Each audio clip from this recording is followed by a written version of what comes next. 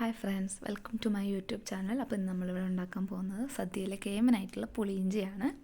അപ്പോൾ നമുക്ക് വീഡിയോയിലേക്ക് വരാം. അപ്പോൾ പുളിയിഞ്ചിക്ക് നമ്മൾ ആവശ്യത്തിനുള്ള ഇഞ്ചി എടുത്തിട്ടുണ്ട്. ഇഞ്ചി കുനുകുനായിട്ട് അരിഞ്ഞ ഇഞ്ചിയാണ്. പിന്നെ പച്ചമുളക് എടുത്തിട്ടുണ്ട്. അതിലൊരു 3 പച്ചമുളകാണ് ഞാനിപ്പോൾ ഇതിനകത്ത് ചെറുതാക്കി അരിഞ്ഞിട്ടുള്ളത്.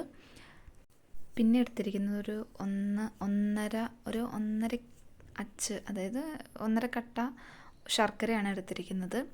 അപ്പോൾ മധുരത്തിന് ആവശ്യത്തിനുള്ള എടുത്തിരിക്കുന്നത്. കുറവാണെന്ന് തോന്നിക്കഴിഞ്ഞാൽ നമുക്ക് പിന്നീട് ആഡ് ചെയ്യാം. അപ്പോൾ നമ്മൾ ശർക്കര പാനിയാക്കാൻ വേണ്ടിയിട്ട് വെക്കുകയാണ്.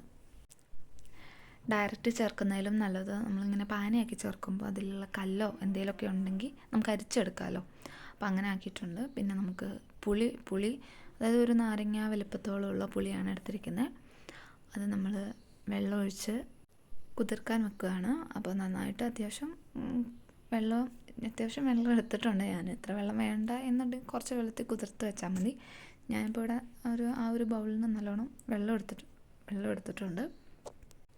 അപ്പോൾ അത് നന്നായിട്ട് സ്പൂൺ കൊണ്ട് ഉടച്ച് നമുക്കത് സോക്ക് ചെയ്യാൻ വേണ്ടിയിട്ട് മാറ്റി വെക്കാം. ഇപ്പോൾ ഇത്രയും ഇൻഗ്രീഡിയൻസ് ആണ് ഞാൻ മെയിനായിട്ട് എടുത്തിരിക്കുന്നത്. കാരണം പുളിയിഞ്ചിയിലെ ഏറ്റവും ഇമ്പോർട്ടൻ്റ് ആയിട്ടുള്ള വിഭവങ്ങളാണ് ഈ 4 ബാക്കി പൊടികളും കാര്യങ്ങളൊക്കെ നമുക്ക് വഴിയെ ചേർക്കുമ്പോൾ കാണിക്കാം. അപ്പോൾ ഇത്രയാണ് എടുത്തിരിക്കുന്നത്. അപ്പോൾ ഒരു ചട്ടി ഞാൻ നല്ലോണം ചൂടാക്കാൻ വെച്ചിട്ടുണ്ട്.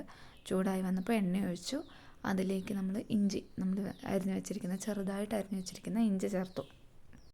ഇഞ്ചി നന്നായി വഴണ്ട് വരണം, മൂത്ത് വരണം. അതായത് കരിഞ്ഞു പോകരുത്. ഒരു മെറൂൺ കളർ, ഒരു ഗോൾഡൻ മെറൂൺ കളർ ആകുമ്പോഴത്തേനും നമ്മൾ അതെടുക്കണം. അപ്പോൾ നമ്മളിപ്പോൾ അതിലേക്ക് കറിവേപ്പിലയും കൂടെ ചേർത്തു. കാരണം കറിവേപ്പില അത്യാവശ്യം നല്ലോണം മൊരിഞ്ഞു വരുന്ന രീതിയിൽ പാകത്തിന് വരണം. എന്നെങ്കിലേ അതിനകത്ത് ആ ഫ്ലേവർ നമുക്ക് ഇങ്ങനെ ചേർക്കുമ്പോൾ പ്രത്യേകം വരത്തുള്ളൂ. അപ്പോൾ നമ്മൾ കറിവേപ്പിലയും ആഡ് ചെയ്തിട്ടുണ്ട്. അതിന് നന്നായിട്ട് മൂത്ത് വരണം. അപ്പോൾ ഓൾമോസ്റ്റ് ഇത് ആയി വരുന്നുണ്ട്. ഇനി അത് നമുക്ക് കോരി മാറ്റണം. ഇതിലേക്ക് തന്നെ ഡയറക്റ്റ് അല്ല നമ്മൾ ചേർക്കുന്നത്. നമ്മൾ കോരി മാറ്റിയിട്ടാണ് ആ എണ്ണയിൽ വെച്ചിട്ടാണ് നമുക്ക് ചെയ്യുന്നത്. അല്ലാതെ നമുക്ക് ഡയറക്റ്റ് കടുക് പൊട്ടിച്ച് മൂപ്പിച്ച് നമുക്ക് അങ്ങനെ ചേർക്കാം. അല്ലാതെ ഇതിപ്പോൾ ഞാൻ സെപ്പറേറ്റ് ആയിട്ടാണ് ചേർക്കുന്നത്. അപ്പോൾ അതിലേക്ക് തന്നെ നമ്മൾ എടുത്ത് വെച്ചിരിക്കുന്ന എണ്ണയിൽ തന്നെ കടുക് നന്നായിട്ട് പൊട്ടിക്കാം. നമ്മുടെ ഇഷ്ടത്തിന് നമുക്ക് ചെയ്യാൻ വേണമെന്നുണ്ടെങ്കിൽ ചട്ടിയിൽ ഡയറക്റ്റായിട്ട് എല്ലാം ഒരേപോലെ ചെയ്യുന്ന കാര്യത്തിൽ കടുക് പൊട്ടിച്ച് നമുക്ക് ഇഞ്ചി ഇട്ട് നല്ല രീതിയിൽ അത് മൂത്ത് ബാക്കിയുള്ള ചേരുവകൾ ചേർത്ത് അങ്ങനെ വേണേൽ ചെയ്യാം. ഇപ്പോൾ ഇങ്ങനെയാണ് ചെയ്യുന്നത്. അപ്പോൾ നമ്മൾ വറ്റൽമുളകും കൂടെ ആഡ് ചെയ്തിട്ടുണ്ട്. 2 വറ്റൽമുളകാണ് എടുത്തിരിക്കുന്നത്. അത് മുറിച്ച് വറ്റൽമുളക് ആഡ് ചെയ്തു. അതൊന്ന് മൂത്ത് വന്നപ്പോൾ നമ്മൾ അരിഞ്ഞു വെച്ചിരിക്കുന്ന പച്ചമുളക് അതും കൂടെ ആഡ് ചെയ്യാം. അപ്പോൾ പച്ചമുളകും നന്നായിട്ട് മൂത്ത് വരണം. അത് നന്നായിട്ട് മൂക്കണം. കരിഞ്ഞു പോകരുതൊന്നും. കരിഞ്ഞു പോകുമ്പോൾ അതിൻ്റെ ടേസ്റ്റ് അങ്ങ് മാറിപ്പോവും.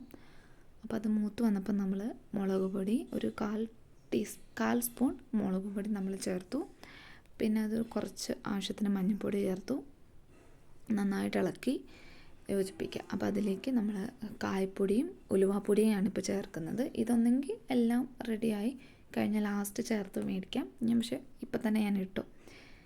ഇനി അത്യാവശ്യം എല്ലാം ഇത് നന്നായിട്ട് യോജിപ്പിച്ച് ഒന്ന് അതിൻ്റെ ആ ഒരു പച്ചമണം മാറുന്നവരെ ഇളക്കുക. അതിലേക്ക് നമ്മൾ നേരത്തെ സോക്ക് ചെയ്ത് മാറ്റി വെച്ചിരിക്കുന്ന പുളി അത് നന്നായിട്ട് അരിച്ചെടുത്തതിനകത്ത് കരടോ പുളിയുടെ ഇതൊന്നും ഇല്ലാതെ നമ്മൾ എടുത്തതാണ്. അതും കൂടെ ചേർക്കുക. അതും ചേർത്ത് നന്നായിട്ട് ഇളക്കുക. ഇനി നമ്മൾ ചേർക്കാൻ പോകുന്നത് നമ്മൾ നേരത്തെ മാറ്റി വെച്ചിരിക്കുന്ന ഇഞ്ചിയും കറിവേപ്പിലും കൂടെ നന്നായിട്ട് ഞാൻ കൈ വെച്ചിട്ട് തന്നെ ഒന്ന് നന്നായിട്ട് പൊടിച്ചെടുത്തു. അതും കൂടിയാണ് നമ്മൾ ചേർത്തത്. അപ്പോൾ ഇത് ഇപ്പോൾ ചേർക്കാം. പക്ഷെ ഒന്നും കൂടെ ഇത് ബെറ്ററായിട്ട് എനിക്ക് ഫീൽ ചെയ്തിട്ടുള്ളത്, അതായത് നമ്മൾ ആ പച്ചമുളകൊക്കെ വറുക്കുന്ന സമയത്തുണ്ടല്ലോ, അന്നേരം അതായത് പച്ചമുളകും പൊടികളെല്ലാം ചേർത്ത് വേണ്ട ഒന്നും കൂടെ ചേർക്കുന്നതായിരിക്കും ഒന്നും കൂടെ നല്ലത്. അപ്പോൾ അത് ഞാൻ അന്നേരം ചേർക്കാൻ വിട്ടുപോയി. അപ്പോൾ അത് കാരണം നമ്മളിപ്പോൾ ചേർത്തു. പുളി അതിൽ കിടന്ന് നന്നായിട്ട് തിളച്ച് വരുമ്പോൾ നമ്മളിനി അതിനകത്തോട്ട് നമ്മൾ ചേർക്കാൻ പോകുന്നത് നമ്മൾ നേരത്തെ മാറ്റി വെച്ച ശർക്കര പാനിയാണ്. അത് നന്നായിട്ട് അരിച്ച് വെച്ചിരിക്കുന്നതാണ്. ആ ഒരു ബൗളിന് 2 ബൗളാണ് നമ്മൾ ചേർത്തിരിക്കുന്നത്. അപ്പോൾ ചേർത്ത് മധുരം ഇനി കുറവാണെന്ന് തോന്നിക്കഴിഞ്ഞ് കഴിഞ്ഞാൽ വീണ്ടും നമുക്ക് ശർക്കര ചേർക്കാവുന്നതാണ്. അപ്പോൾ ഇപ്പോൾ നമ്മൾ ശർക്കരയും ആഡ് ചെയ്തു. അപ്പോൾ അതിലേക്ക് നമുക്ക് ആവശ്യത്തിനുള്ള ഉപ്പും കൂടെ ചേർത്തിട്ടുണ്ട്. അപ്പോൾ അത് നന്നായിട്ട് ഇളക്കി യോജിപ്പിക്കുക. അതിന് വറ്റി വരട്ടെ, തിളച്ച് നന്നായിട്ട് പറ്റണം. അപ്പോൾ പറ്റി വരുമ്പോൾ നമ്മൾ മധുരം ഉണ്ടോ ഇല്ലയോ എന്ന് അന്നേരം നോക്കുക. മധുരവും പുളിയും കാര്യങ്ങളൊക്കെ അന്നേരം നോക്കുക. അപ്പോൾ അന്നേരം കുറവാണെന്നുണ്ടെങ്കിൽ വീണ്ടും ആഡ് ചെയ്യാവുന്നതാണ്. അപ്പോൾ ഇതിൽ മധുരം കുറവായിരുന്നു. അപ്പോൾ നമ്മൾ വീണ്ടും ശർക്കര, അതായത് ഒരു അച്ചുക ശർക്കരയും കൂടെ പാനിയാക്കി ചേർത്തിട്ടുണ്ടായിരുന്നു. അത് ഈ വീഡിയോയിൽ ഇല്ല, വിട്ടുപോയെന്ന് തോന്നുന്നു. അപ്പോൾ നന്നായിട്ട് അത് ഇളക്കി നന്നായിട്ട് പറ്റി വരണം. അപ്പോൾ ഏറെക്കുറെ നമ്മുടെ പുളിയിഞ്ചി ഇവിടെ റെഡി ആയിട്ടുണ്ട്, ആയി വരുന്നുണ്ട്. അത്യാവശ്യം നല്ലോണം പറ്റി എണ്ണയൊക്കെ തെളിഞ്ഞ് വരാൻ തുടങ്ങി. നല്ലോണം പറ്റി വരണം. അപ്പോൾ ഓൾമോസ്റ്റ് എല്ലാം പറ്റിയിട്ടുണ്ട്. അപ്പോൾ നമ്മൾ ഫൈനൽ ടച്ചപ്പ് എന്ന രീതിയിൽ നമ്മൾ കറിവേപ്പിലയും കൂടെ ആഡ് ചെയ്തു. നമ്മുടെ പുളിയിഞ്ചി ഇവിടെ തയ്യാറാണ്. അപ്പോൾ എല്ലാവർക്കും നമ്മുടെ പുളിയിഞ്ചിയും ഈ ചാനൽ ഇഷ്ടപ്പെട്ടുന്നുണ്ടെങ്കിൽ ലൈക്ക് ചെയ്യുക, സബ്സ്ക്രൈബ് ചെയ്യുക. താങ്ക്